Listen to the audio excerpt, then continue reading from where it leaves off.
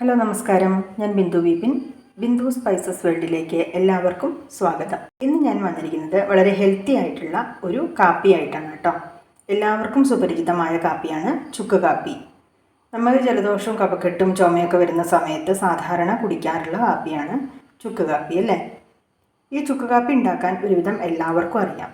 എന്നാൽ അറിയാത്ത ആരെങ്കിലും ഉണ്ടെങ്കിൽ അവർക്കൊന്ന് ഉപകാരപ്പെട്ടോട്ടെ എന്ന് കരുതി മാത്രമാണ് ഞാൻ ഈ ഒരു റെസിപ്പി ഇവിടെ ഷെയർ ചെയ്യുന്നത്. പിന്നെ എല്ലാവർക്കും ഉണ്ടാക്കാൻ അറിയാമെന്നുണ്ടെങ്കിലും പലരും പല രീതിയിലായിരിക്കില്ലേ ചുക്ക് കാപ്പി ഉണ്ടാക്കുക.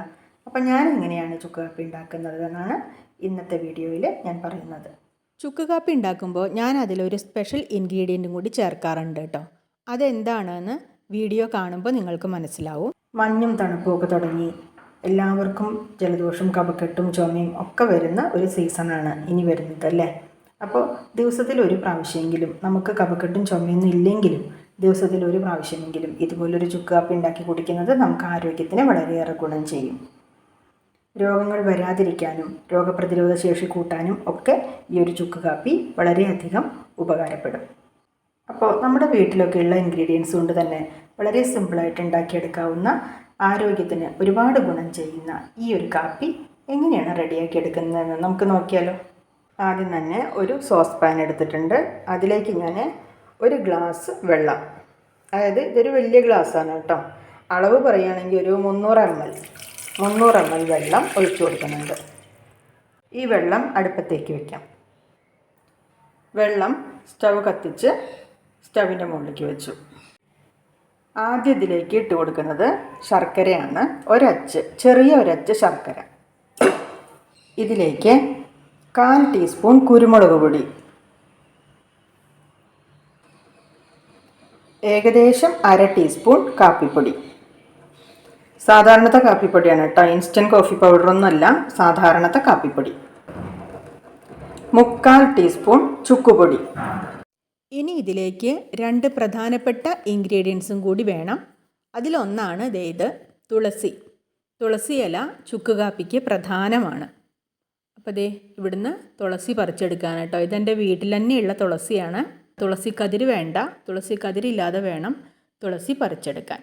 ഇനി ഞാൻ നേരത്തെ പറഞ്ഞ സീക്രട്ട് ഇൻഗ്രീഡിയൻ്റ് ഉണ്ട്, ഇനി അത് പോയി പറിക്കാം. അതെന്താണെന്ന് അറിയണ്ടേ?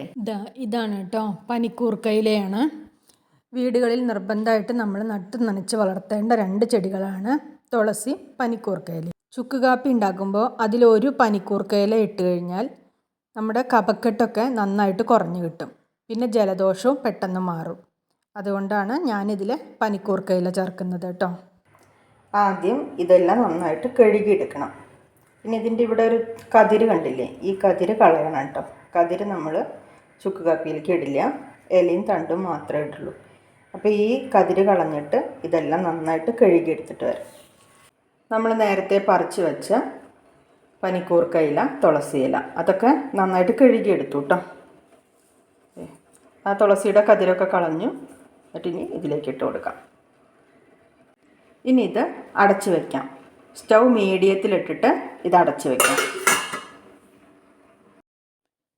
ഇത് നന്നായിട്ട് തിളച്ചു. 1 സ്പൂൺ കൊണ്ട് നന്നായിട്ടൊന്ന് ഇളക്കി കൊടുക്കാം. ശർക്കര മുഴുവനായിട്ട് അലിഞ്ഞിട്ടില്ലെങ്കിൽ സ്പൂൺ കൊണ്ട് നന്നായിട്ട് ഇളക്കി അത് അലിയിച്ചെടുക്കാം. ഇനി സ്റ്റൗ സിമ്മിലിട്ടിട്ട് ഇത് 5 മിനിറ്റ് അടച്ച് വെച്ച് നന്നായിട്ട് തിളപ്പിക്കണം. ഇതിപ്പോൾ തിളപ്പിക്കാൻ തുടങ്ങിയിട്ട് 5 മിനിറ്റായി. ഇത് കണ്ടോ, ഇത് നന്നായി തിളച്ചിട്ട് ഒരു പ്രത്യേക കളറിലേക്ക് മാറി. ഇതെന്തിനാണ് ഇങ്ങനെ 5 മിനിറ്റ് തിളപ്പിക്കുന്നതെന്ന് വെച്ചിട്ടുണ്ടെങ്കിൽ ഇതിൻ്റെ സത്ത് നന്നായിട്ട് ഇറങ്ങാൻ വേണ്ടിയിട്ടാണ് കേട്ടോ. ഈ തുളസിയിലയുടെയും പനിക്കൂർക്കയിലയുടെയും പിന്നെ കുരുമുളക് പൊടി, ചുക്കുപൊടിയൊക്കെ ഇട്ടിട്ടുണ്ടല്ലോ, അതിൻ്റെ സത്തൊക്കെ നന്നായിട്ട് ഇറങ്ങാൻ വേണ്ടിയിട്ടാണ് 5 മിനിറ്റ് അടച്ച് വെച്ച് തിളപ്പിക്കണത്. അപ്പോൾ ഇനി സ്റ്റൗ ഓഫ് ചെയ്യാം. ഇത് വാങ്ങി വയ്ക്കാം. ഇത് വാങ്ങി വെച്ചിട്ടും ഞാനിതൊരു 5 മിനിറ്റ് അടച്ച് വയ്ക്കും. അതിന് ശേഷമേ ഇത് ഞാൻ ഗ്ലാസ്സിലേക്ക് പകർത്താറുള്ളൂ കേട്ടോ. അപ്പോൾ ഇത് വാങ്ങിയിട്ട് 5 മിനിറ്റ് ഞാനിത് അടച്ച് വയ്ക്കട്ടെ. അടച്ച് വെച്ചിട്ട് 10 മിനിറ്റ് കഴിഞ്ഞു. ഇനി ഇതൊന്ന് തുറന്ന് നോക്കാം. ഇപ്പോഴും നല്ല ചൂടോടുകൂടി തന്നെ ഇരിക്കുന്നുണ്ട് കേട്ടോ. ഇവിടെ ഒരു പാത്രം വെച്ചിട്ടുണ്ട്. അതിലേക്ക് ഞാനൊരു അരിപ്പ് വെച്ച് കൊടുക്കണം. ഇനി ഈ ചുക്ക് കാപ്പി ഇതിലൊന്ന് അരിച്ചൊഴിക്കാം.